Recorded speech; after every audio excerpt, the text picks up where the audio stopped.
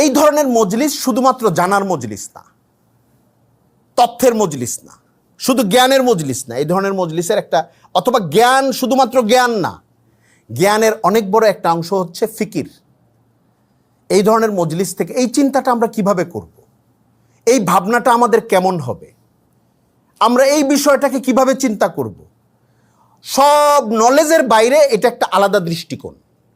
এটা উলামায়ে কেরামের এই মজলিসগুলোতে আপনারা শিখবেন ইনশাল্লাহ। এটা শুধু এই মজলিস না, আরও বিভিন্ন মজলিসে গেলে, আলেমদের মজলিসে গেলে, যে কোনো দেশেই ইসলামের বিধানগুলোকে, জগতের বিভিন্ন বিষয়কে, সেটা ইসলামের ভেতরের হোক, ইসলামের বাইরের হোক, উল্টা দিকের হোক, ইসলাম এই জিনিসটাকে কিভাবে দেখবে, আমি এই জিনিসটাকে কিভাবে ব্যক্ত করব।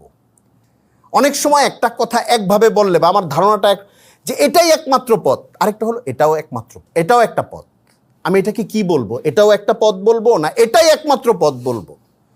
এই বিষয়গুলো একটা রস্যইকারের কারণে দৃষ্টিভঙ্গিটা এমন অনেক সময় হয়ে যায় যেটা ত্রুটিপূর্ণ, যেটার কারণে পরবর্তী কাজগুলো আমার ত্রুটিপূর্ণ হতে থাকে। তো এই ফিকিরকে সাজানো এটা একটা গুরুত্বপূর্ণ এলেম।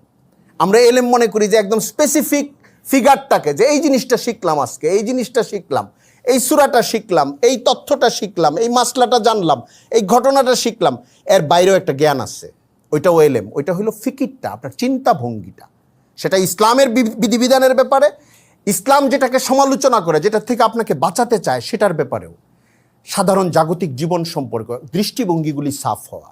আমি এটাকে কিভাবে দেখব, এটা করি তো ঠিকই, কিন্তু আমি এটার সম্পর্কে ধারণা কি রাখবো, এটা আমি করি না কিন্তু ধারণা কি রাখবো, এই জিনিসগুলো, এইগুলো ইনশাল্লাহ এই মজলিস থেকে আপনারা উপকৃত হবেন, আমরাও উপকৃত হব।